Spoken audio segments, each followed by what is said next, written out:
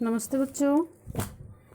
हमने 2 चैप्टर पढ़ लिया था हिंदी सेकंड में। आज हम हिंदी सेकंड पढ़ेंगे।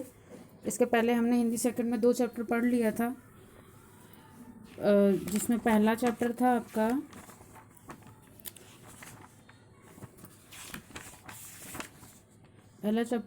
भाषा, बोली, लिपि और व्याकरण था। दूसरा था वर्ड विचार और तीसरा आज हम क्या पढ़ेंगे, शब्द विचार। अर्थात हमने पहले वर्ड के बारे में पढ़े थे कि वर्ड क्या होता है। हमारे मुख से जो भी सार्थक ध्वनियाँ निकलती हैं उसे ही हम वर्ड कहते हैं, अर्थात मूल ध्वनियाँ जिनके और खंड नहीं किए जा सकते वो वर्ड कहलाते हैं। इसके बाद आज हम क्या पढ़ेंगे, शब्द पढ़ेंगे। शब्द किसे कहते हैं, अर्थात पहले हम शब्द के बारे में जानेंगे। एक से अधिक वर्डों के सार्थक समूह को शब्द कहते हैं।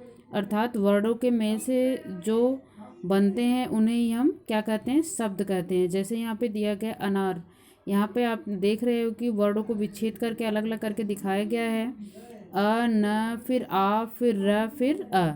अर्थात एक एक वर्डों को जोड़ के जो भी हमारा शब्द जो भी बनता है उसे ही हम क्या कहते हैं, शब्द बनते हैं। तो एक से अधिक वर्डों के सार्थक समूह को शब्द कहते हैं। सार्थक का मतलब होता है जिसका कुछ न कुछ अर्थ निकले। जैसे यहाँ पे अ, न, आ, र ये सब जोड़ा तो हमने एक नया शब्द बना और उसका क्या अर्थ निकला, अनार। ऐसे ही यहाँ पे किताब दिया हुआ है, क छोटी, त, फिर आ, फिर ब, फिर अ। तो ये जो भी ध्वनियाँ होती हैं इनको हम जब जोड़ते हैं तो उनका कोई ना कोई अर्थ निकलता है, उसे ही हम शब्द कहते हैं। इसके बाद फिर दूसरा चीज़ है कि जब शब्दों का प्रयोग वाक्यों में किया जाता है तब वे पद कहलाते हैं। अर्थात जैसे यहाँ पे एक एक शब्द जोड़ के फिर क्या बनता है, एक वाक्य बन जाता है। तो लेकिन ये शब्द जब स्वतंत्र रूप में होते हैं तो ये शब्द बोले जाते हैं, लेकिन जैसे हम इन्हें एक वाक्य में प्रयोग करते हैं तो ये क्या कहलाते हैं, पद कहलाते हैं। तो जैसे हो गया कि राम अनार खाता है, तो इसमें क्या है, अनार वहाँ पे क्या रहेगा, वहाँ पे वो शब्द नहीं रहेगा, वहाँ पे वो पद बन जाएगा। अर्थात जब भी कोई शब्द किसी वाक्य में जाता है तो वो वहाँ व्याकरण के नियमों से बंध जाता है, तो इसीलिए वो पद कहलाता है। लेकिन जब वो स्वतंत्र रूप में होता है तो वो शब्द कहलाता है। इसके बाद फिर हम देखेंगे शब्दों का वर्गीकरण। शब्दों के नीचे दिए गए आधारों पर 4 श्रेणियों में बांट सकते हैं। अर्थात शब्द को हम 4 प्रकार में बांटेंगे। पहला है उत्पत्ति के आधार पर, दूसरा है रचना के आधार पर, तीसरा है प्रयोग के आधार पर और चौथा है अर्थ के आधार पर। तो सबसे पहले हम उत्पत्ति के आधार पर पढ़ेंगे कि उत्पत्ति के आधार पर शब्द के कितने भेद हैं। उत्पत्ति के आधार पर शब्द के 4 भेद हैं। पहला है तत्सम, दूसरा है तद्भव, तीसरा है देशज और चौथा है विदेशी। तो सबसे पहले हम तत्सम के बारे में पढ़ेंगे कि तत्सम शब्द क्या होता है। तत् अर्थात उसके और सम का मतलब होता है समान, अर्थात उसके समान।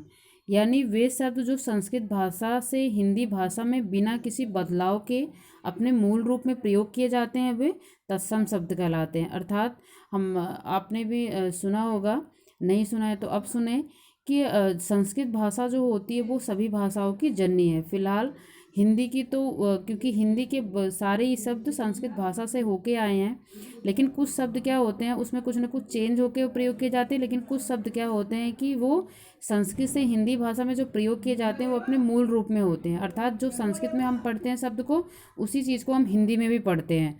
तो यहाँ पे वही चीज़ है कि जो शब्द संस्कृत भाषा से हिंदी भाषा में आए हैं और वो अपने मूल रूप में, अर्थात जो उनका रूप था उसमें कुछ चेंजिंग नहीं हुआ है, उसी रूप में वो हिंदी में भी प्रयोग किए जाते हैं, वही शब्द क्या कहलाते हैं, तत्सम कहलाते हैं। जैसे यहाँ पे दिया भी गया है कि घृत, घृत का मतलब क्या होता है, घी। विद्या, ज्ञान, सर्प, सर्प मतलब सांप, रात्रि, दुग्ध, इन शब्दों को हम हिंदी में भी ऐसे ही पढ़ते हैं। तो इसीलिए इनको हम क्या कहेंगे, तत्सम शब्द। दूसरा क्या है, तद्भव शब्द। तद का मतलब होता है उससे, भव का मतलब होता है होना।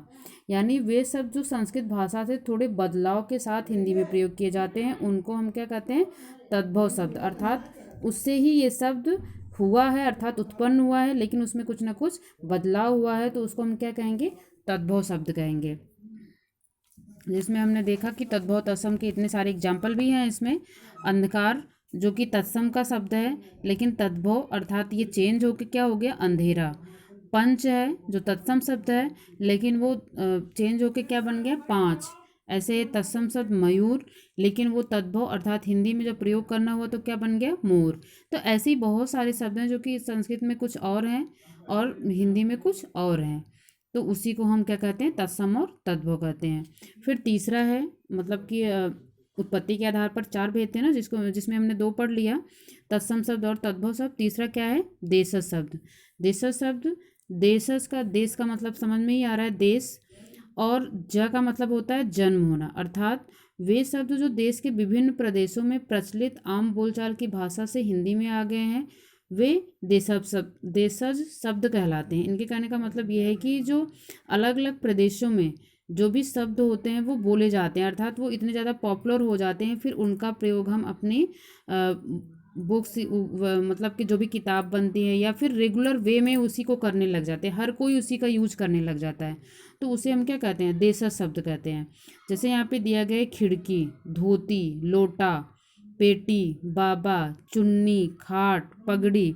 तो ऐसे ये सारे शब्द हैं, तो ये क्या है, ये देशज शब्द हैं, अर्थात ये अलग अलग प्रदेशों में बोले जाते हैं, लेकिन ये इतने ज़्यादा प्रसिद्ध हो जाते हैं कि फिर इनका प्रयोग हम सभी लोग करने लग जाते हैं, ज़्यादा से ज़्यादा लोग इसको बोलने और समझने लग जाते हैं, उन्हें हम क्या कहेंगे, देशज शब्द कहेंगे। फिर चौथा है विदेशी शब्द।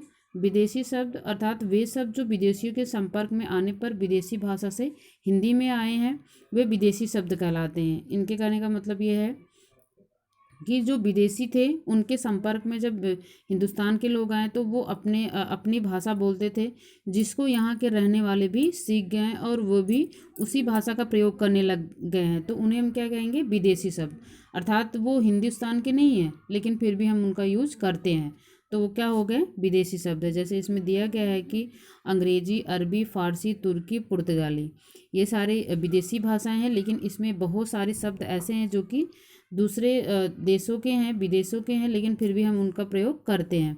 जैसे अंग्रेजी में pen, pencil, station, car, doctor, school, computer, train, circus, truck, telephone, ये इन सारे शब्दों का प्रयोग हम खुद करते हैं, बल्कि इनकी हिंदी हमें नहीं पता होगी, लेकिन ये सारे किसके शब्द हैं, अंग्रेजी के, जो कि हम रेगुलर यही बोलते हैं, लेकिन हमें पता भी नहीं चलता कि हम हिंदी बोल रहे हैं या फिर अंग्रेजी, लेकिन ये अंग्रेजी के शब्द हैं। ऐसे ही फिर अरबी होता है, जहाज, मतलब, तारीख, कीमत, ये सारे, तो ये सारे क्या है, ये सब विदेशी भाषा है, लेकिन हम इनका प्रयोग रेगुलर वे में करते हैं, तो ऐसे शब्द क्या कहलाएंगे, विदेशी शब्द कहलाएंगे। इसके बाद जो हमारा शब्द का वर्गीकरण था, एक हमने पढ़ लिया, वो कौन सा था, उत्पत्ति के आधार पर, जिसके चार पार्ट थे, तत्सम, तद्भव, देशज और विदेशी। दूसरा हमारा क्या है, दूसरा हमारा इसमें है रचना के आधार पर। रचना के आधार पर इसके भी भेद हैं, इसके तीन भेद हैं, रूढ़ शब्द, यौगिक शब्द और योग रूढ़ शब्द। रूढ़ शब्द है वे शब्द जो परंपरा से किसी व्यक्ति, स्थान, वस्तु या प्राणी आदि के लिए प्रयोग होते चले आ रहे हैं और उन्हें विभाजित करने पर उनके खंडों में कोई अर्थ नहीं निकलता है, उन्हें हम रूढ़ शब्द कहते हैं। इनके कहने का मतलब ये है कि वे सारे ही शब्द, बहुत सारे ऐसे शब्द होते हैं जो किसी व्यक्ति के लिए, स्थान के लिए या फिर वस्तु या फिर किसी प्राणी के लिए प्रयोग होते चले आ रहे हैं, लेकिन हम इनका खंड नहीं कर सकते। अगर हम इन शब्दों का खंड करेंगे तो फिर क्या होगा, इनका अर्थ बदल जाएगा, अर्थात इनका कोई अर्थ नहीं रह जाएगा, तो उन्हें ही हम रूढ़ कहते हैं। अर्थात जो कुछ शब्द ऐसे होते हैं जो किसी के लिए वो निर्धारित कर दिए जाते हैं, निश्चित कर दिए जाते हैं कि इस चीज़ को हमें यही बोलना है, उसके अलावा हम कुछ और नहीं बोल सकते। तो जैसे एग्जाम्पल पे यहाँ पे एग्जाम्पल के रूप में दिया गया है सूर्य। इसके बाद फिर क्या है आपका फूल। तो सूर्य जो है स और य, फिर बीच में उसमें र भी है, तो इनसे मिल के बना है सूर्य। लेकिन अगर हम इसको अलग अलग कर दें, सु को अलग और अरि को अलग, तो क्या होगा, इनका कोई अर्थ नहीं निकलेगा। तो ऐसे ही है कि ये जो शब्द है ये किसी एक के लिए, अर्थात सूर्य को हम सूर्य ही कहेंगे, उसको कुछ और नहीं कह सकते। ऐसे ही फूल, तो फूल को फूल ही कह सकते हैं, उसके अलावा और हम दूसरा चीज़ नहीं कहेंगे, अर्थात वो उसी के लिए निर्धारित हो गया है। इसके बाद फिर दूसरा है यौगिक शब्द।